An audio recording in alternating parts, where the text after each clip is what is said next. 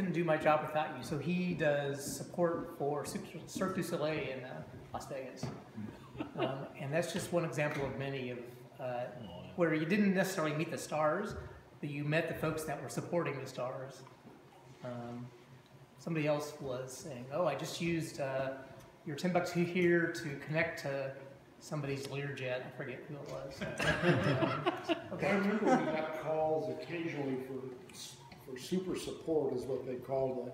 And then the first Gulf War, they were using Timbuktu with put into a tank with a wire going back, and they were running it through a computer. And they had a bug or something in the middle of this war, and we got all these calls coming in and trying to solve the problem so they could go blow the hell out of these guys. It was, I mean, strange applications. You know? I think we were on the space station once too. We controlled the arm on the space station. That was with the database product, the WASP-based. Oh no, that was WASP-based was used as a project management tool to build the second launch pad for the shuttle. When did we sell the source code for that or a version of that to the Schlag Lock company to do all their electronic locks? And Great Plains software. Yeah, Great Plains. Great who? Great Plains. Yeah, Microsoft. We had Neil Troutman in Colby before he became part of Farallon. Yeah. Yeah, we hired him. Yeah, I don't know if the people that know Neil know that story, but Great Plains software licensed our database. Right. And used it for a number of years. And so we were looking for people, and was it Dave Small, the scientific placement guy, said, hey, I've got this guy that you might be interested in. It's Neil Troutman. I'm going, we know Neil Troutman. I remember him telling me why I came to work here. I was like, why do you want to work here? You know, just your standard interview question. And he looked at me and just paused for a second because Timbuktu doesn't print. I was like, that guy is really smart. That is awesome. We used Timbuktu to do the name change from Farallon to Natopia to have a joint office party in real time and share screens over a camera. That was funny. We can watch our stuff. Right. 99.99. Yeah.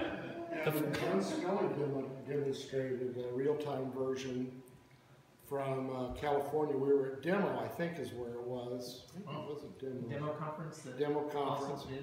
What also, year? I don't remember what year it was, Danny. It must have been 90 or I don't know, 89, something like that. They did. Southwest Development installed the ISD line. Yeah. I got one in my house. Yeah, I was Rob paying was the big $1,200 a month for those. Rob Dewars with the big ISDN guy. Yeah. So ended up doing a real-time demonstration over ISDN to the Colby office, which was very cool. Yeah. Which says something about ISDN because it's rock solid. I'm sad it's not around. So when I lived in Germany, their whole thing is not POTS, it's all ISDN, the whole country, and it's way solider. Yeah, no, great. Yeah. It's only no analog. So they have DSL? They do something else? They do DSL, yeah. So it's Annex B, I think, versus Annex A. It still doesn't network. Yeah. A pair of ISDN lines. They were wired up to 2 of those Mac portables, if you remember those. Oh, The yeah. forerunner of laptops. Right. You know, Brian Killen was talking about those like 17-pound beasts. Always gotta have the latest gadget. I remember. But it was amazing. I have an Apple portable. Trying to get that through San Jose Airport. For some reason, I thought I just had to carry a laptop. Right out on the plane, I opened it up on the plane and made a little local talk network. We used to rent the. Do you have one of the original Macs? Yeah. We used to rent those with the backpack to students at UC Berkeley, and they would legitimately rent them, put them in the backpack, put them on, and try and drive their bikes home with their computer. Anywhere. I mean, it was, you know, it would have been amazing. The fact that put a handle on it was the. That was smart. Yeah, I was thinking there. So Mike actually, my story will be again. I've done a couple, but Mike sent a thing of the FileMaker database. Remember this? The bug database. Yep. And so anyway, I apparently the name of the bug is define new visitor and NVO owner as notify grayed out in user privilege.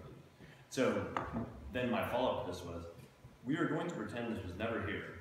I really wasn't stupid enough not to realize this is because notified privilege is given to the guest, hence why it's gray. As a punishment, I will be forced to use local talk instead of Ethernet the rest of the day.